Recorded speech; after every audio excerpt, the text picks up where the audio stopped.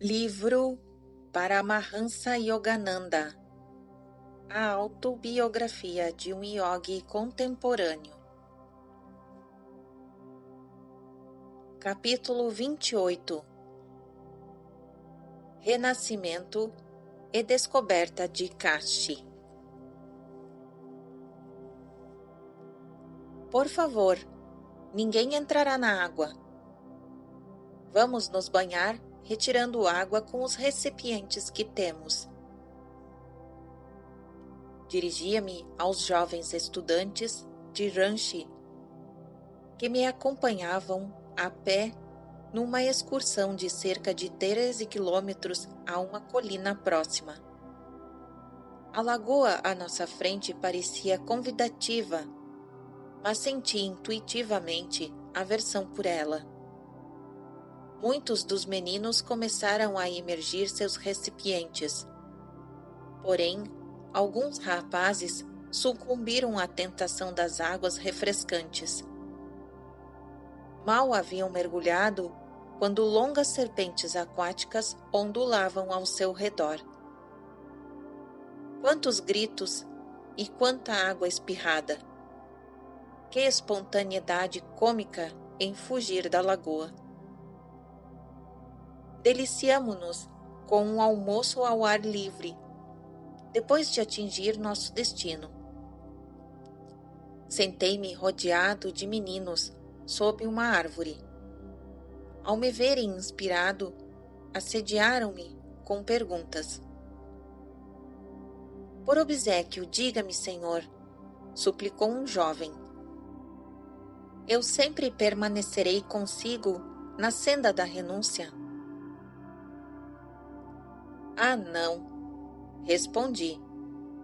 Você será levado de volta à sua casa, à força, e mais tarde se casará. Incrédulo, ele protestou com veemência. Somente morto poderei ser carregado daqui. Dentro de poucos meses, entretanto, seus pais chegaram para levá-lo, embora, a despeito de sua resistência e de suas lágrimas, alguns anos mais tarde, ele de fato se casou. Respondera eu a muitas questões quando se dirigiu a mim um jovenzinho chamado Kashi. Tinha uns 12 anos de idade, era um aluno de grande inteligência e muito estimado por todos.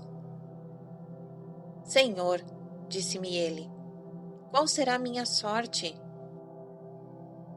Você morrerá em breve. Um poder irresistível havia forçado as palavras a saírem de meus lábios.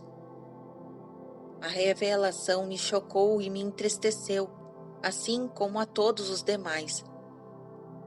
Reprovando-me silenciosamente por haver feito o papel de infante terrible, recusei dar respostas às outras perguntas.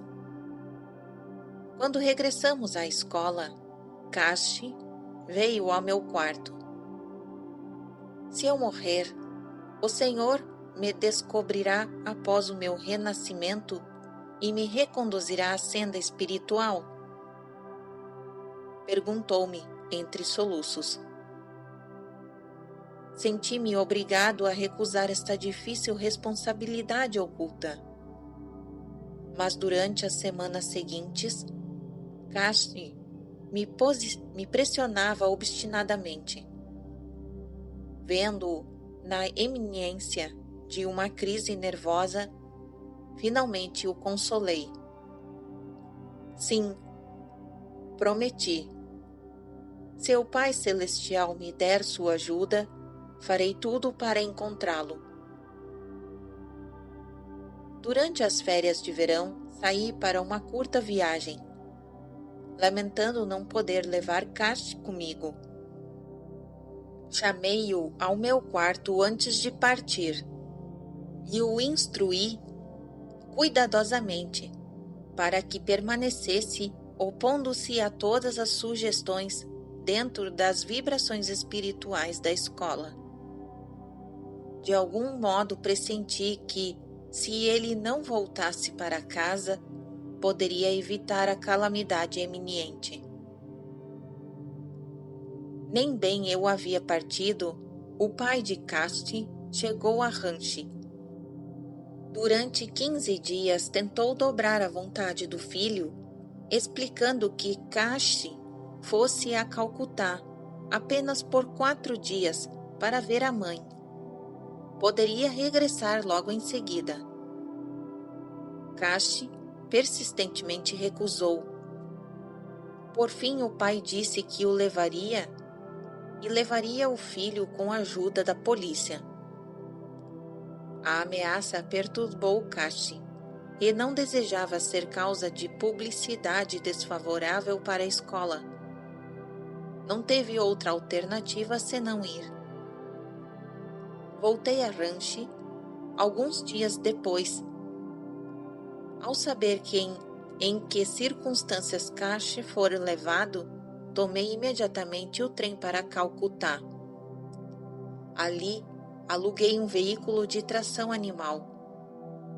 Surpreendentemente, quando o coche ultrapassou a ponte da estação de Howrah, sobre o Ganges, as primeiras pessoas que vi foram o pai de Kasti e outros parentes vestidos de luto.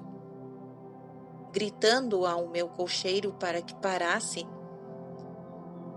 saltei do veículo com chispas nos olhos, encarei o desventurado pai. Assassino! Gritei absurdamente. O senhor matou o menino. O pai já compreendera o mal que fizera ao trazer Kasti à força a Calcutá. Durante os poucos dias em que o menino estivera ali, ele comera alimento contaminado, contraíra a cólera asiática e morrera. Meu amor por Kasti e a promessa de achá-lo após a morte, noite e dia me acompanhavam como assombrações. Não importava onde eu fosse, sua face assomava diante de mim. Iniciei uma busca memorável, semelhante à que realizara há muito tempo atrás ao perder minha mãe. Senti que, na medida em que Deus me concedera a faculdade de raciocinar, deveria utilizá-la e exigir dela o máximo para descobrir as leis sutis que me permitiram conhecer o paradeiro astral de Kasti. Era ele uma alma vibrando com desejos irrealizados, um núcleo de luz flutuando em algum lugar entre milhões de almas luminosas na região astral. Como sintonizar com ele em meio a tantas luzes vibratórias de outras almas? Fazendo uso de uma técnica yogi secreta, irradiei meu amor à alma de Kasti. Através do microfone do olho espiritual, o ponto médio entre as sobrancelhas. Observação 216. A vontade projetada do ponto médio entre as sobrancelhas é o aparelho, que irradia o pensamento. O sentimento do homem ao seu poder emocional, concentrado calmamente no coração, capacita-o a atuar como um rádio mental que capta as mensagens de outras pessoas, próximas ou distantes. Em telepatia, as refinadas vibrações dos pensamentos do indivíduo transmissor propagam-se através de vibrações sutis do éter astral e, a seguir, através do éter mais grosseiro da Terra, criando ondas elétricas e, por sua vez, se transformam em ondas de pensamento na mente do indivíduo receptor. Fim da observação 216. Continuação da narrativa. Intuitivamente senti que Kasti cedo voltaria à Terra e se eu continuasse sem interrupção a irradiar meu chamado, sua alma responderia.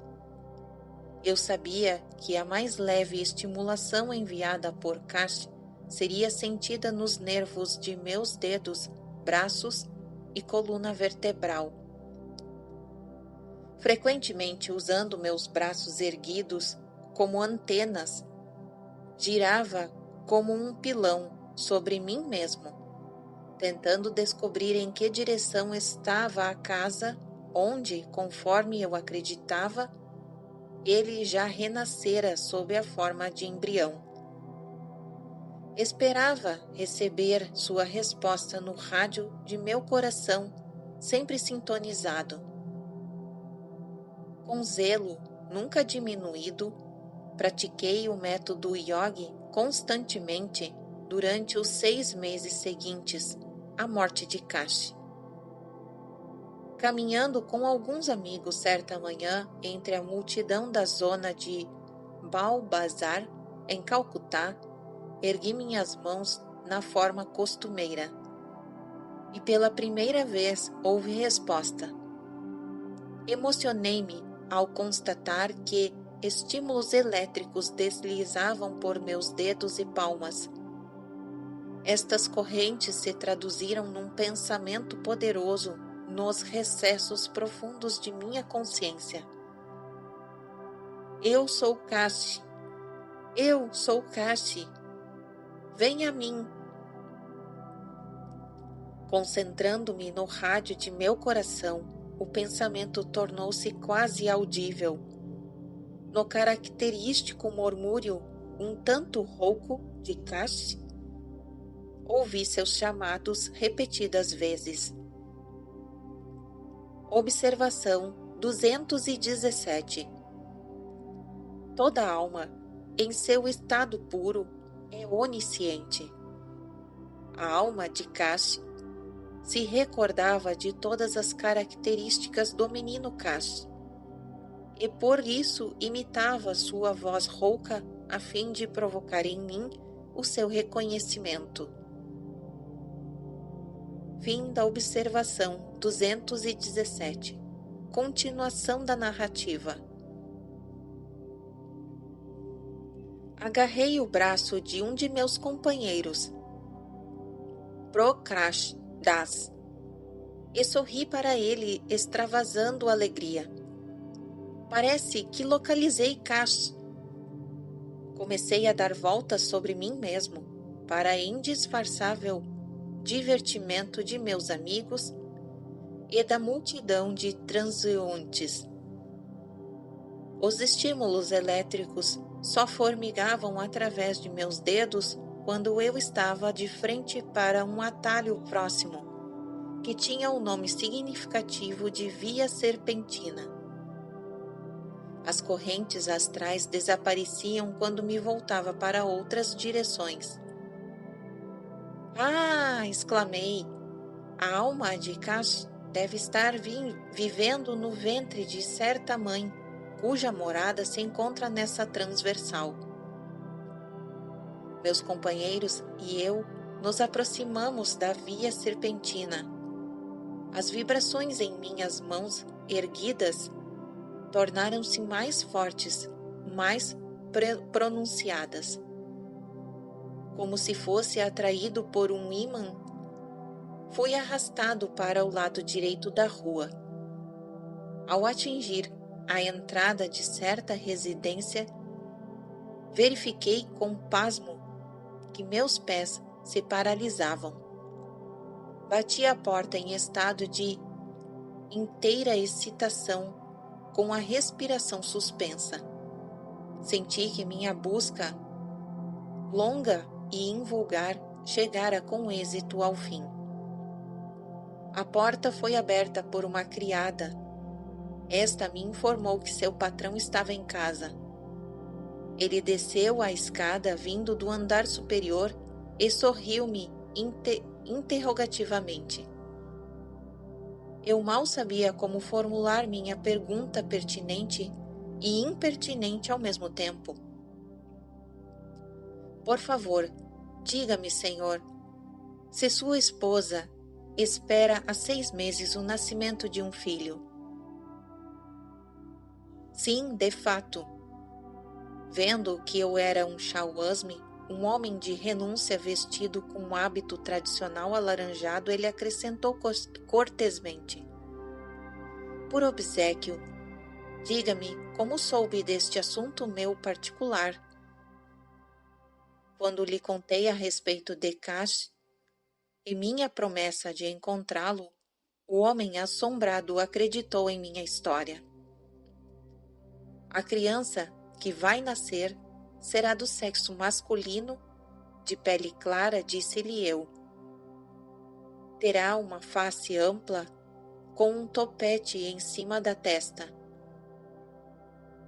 Suas tendências espirituais serão notáveis. Eu tinha certeza de que o menino esperado apresentaria as feições e características de Kash. Tempos depois visitei a criança, cujos pais lhe haviam dado o antigo nome de Kash.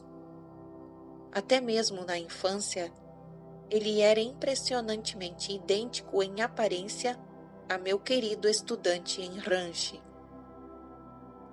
O menino me demonstrou afeição instantânea e a atração do passado despertou com redobrada ansiedade. Anos mais tarde, já adolescente, ele me escreveu durante minha permanência nos Estados Unidos. Expôs-me seu profundo desejo de seguir o caminho da renúncia. Enviei-o a um mestre no Himalaia, que aceitou como discípulo o renascido Kash. Observação 218. Embora muitos homens, após a morte física, permaneçam no mundo astral de 500 a 1000 anos, não há lei invariável sobre o decurso de tempo entre as encarnações. Veremos isso no capítulo 43. O período em que um homem vive num invólucro astral ou físico é predeterminante karmicamente. A morte é naturalmente o sono.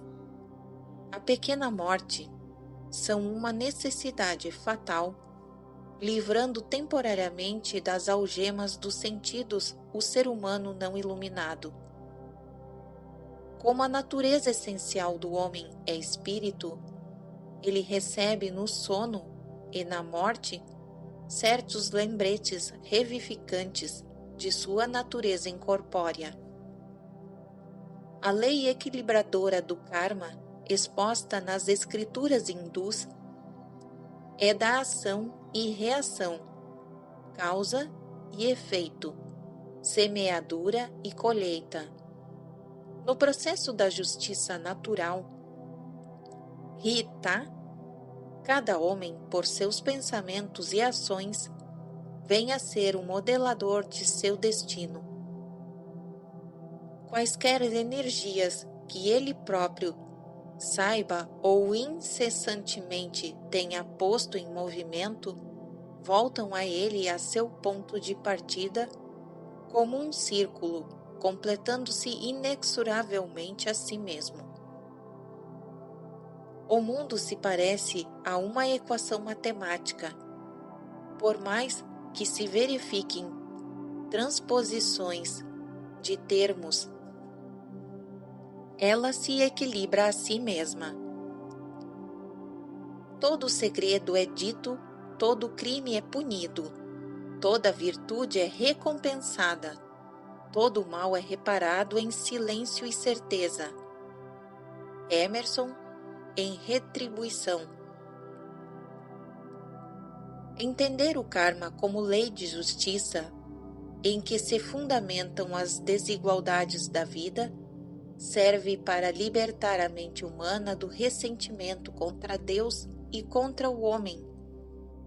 Veja a nota no final do capítulo 16. Fim da observação 218.